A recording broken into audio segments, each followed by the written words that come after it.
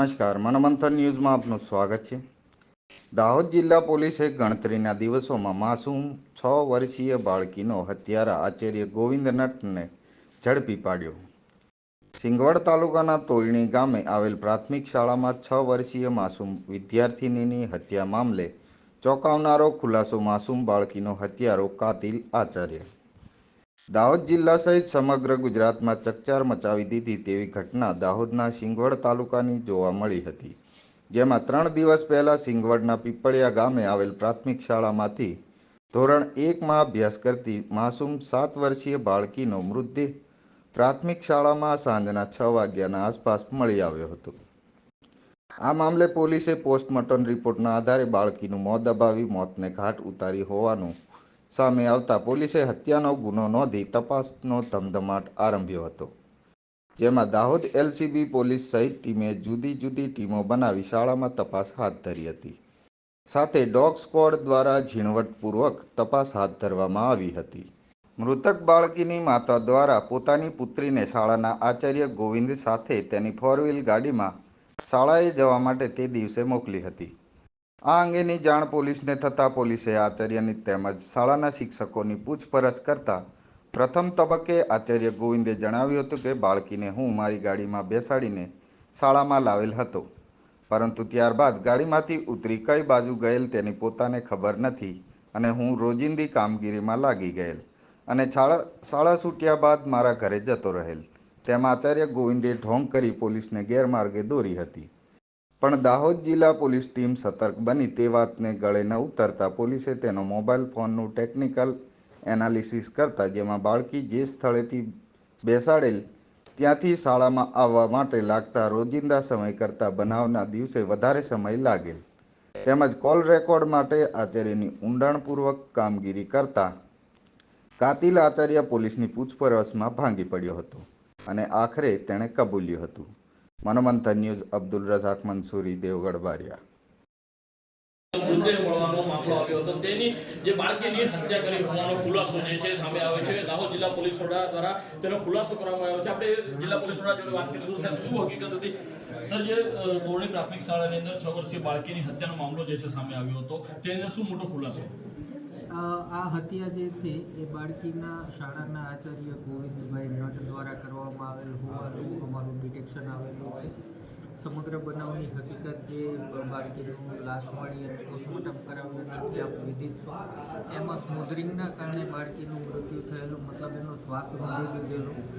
તો ત્યારબાદ દાહોદ જિલ્લા પોલીસની અલગ અલગ 10 જેટલી ટીમો બનાવેલી હતી અને તમામ ટીમોને બાળકો પાસેથી વધારેમાં વધારે કેવી રીતે માહિતી મેળવી શકાય એ આશયથી અમે લોકો શાળાઓમાં અલગ અલગ ટીમો બનાવી, કોઈ સામાજિક કાર્ય કરતી સંસ્થાના સભ્ય તરીકે, શૈક્ષણિક સંસ્થાના સભ્ય તરીકે, એ રીતે શાળામાં જે બાળકોને મળતા એ હકીકત ધ્યાન પર આવેલી કે આ બાળકી શાળામાં પ્રવેશતી કે પ્રાર્થનામાં કે સવારે દૂધ નાસ્તામાં કોઈએ જોયેલ નહોતી। મતલબ કે આ બાળકીને પ્રિન્સિપાલની ગાડીમાં એની માતાએ બેસાડી પછી ઉતરેલી કોઈએ જોયેલી નહોતી, જે બાબત અમારી શંકાની સોય સીધી પ્રિન્સિપાલ તરફ લઈ જતી હતી।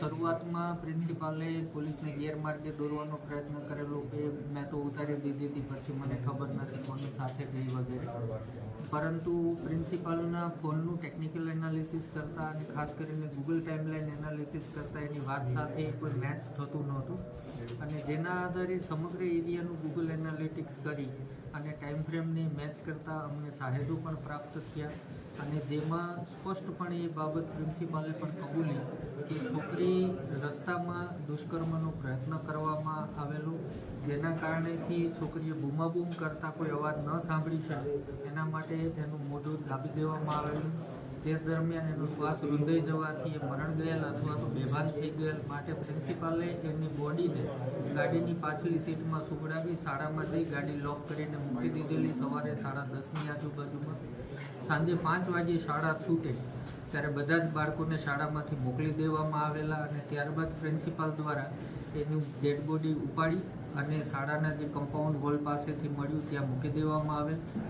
આ ઉપરાંત બાળકીનું દફતર અને ચંપલ આ ગાડીમાં જે બનાવ બન્યો એના કારણે લેગ સ્પેસવાળી જગ્યામાં છૂટી ગયેલ, તેને પણ બોડી મૂક્યા બાદ પ્રિન્સિપાલ ઉપાડી અને છોકરીના ક્લાસરૂમની સામેની જગ્યાના ખૂણામાં વ્યવસ્થિત રીતે ચપ્પલ, એના ઉપર દફતર ને એના ઉપર એક નોટ મૂકીને ત્યાંથી નીકળે છે, જે બાબતના સાહેદો પણ અમને પ્રાપ્ત થયા છે. આમાં સમગ્ર ગુનાનો ભેદ આ રીતે ઉકેલાયો છે. સર, મહત્વની વસ્તુ એ છે કે આચાર્ય જે સંપૂર્ણ ઘટના બની ત્યાંથી લઈને છેક સુધી આપની જોડે જ હતો, તો એની પર ડાઉટ કઈ રીતે ગયો? આચાર્ય ઉપર ડાઉટ એટલા માટે જોવો સ્વાભાવિક હતું કે છેલ્લે દીકરીને લાઈવ જોઈ ત્યારે આચાર્યની ગાડીમાં બેસાડતી જોઈ હતી. એ પછી કોઈએ દીકરીને જોઈ નહોતી, એ સ્પષ્ટ હતું.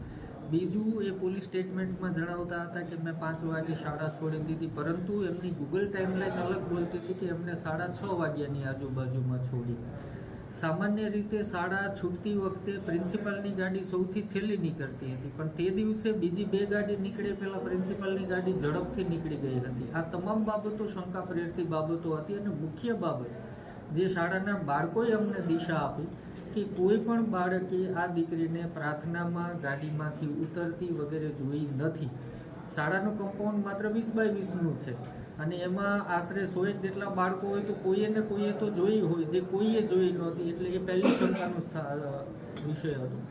બીજું એ કે જ્યારે બનાવ બન્યો એ જ દિવસે વહેલી સવારે 3:15 વાગે, એટલે 20 તારીખના સવારે 3 વાગે પોલીસથી છૂટા પડી પ્રિન્સિપાલ પોતાની ગાડી ગોધરા મૂકી આવે છે અને એના દીકરાને ગાડી ધોઈ નાખવાનું જણાવે છે. મતલબ એ શંકા વધવી સ્વાભાવિક હતી કે ગાડીમાં કોઈ એવો પુરાવો છે જે છુપાવવાની કોશિશ થઈ રહી છે. એટલે બાળકી જોડે ગાડીમાં દુષ્કર્મનો પ્રયાસ કરવામાં આવ્યો એવું બી છે?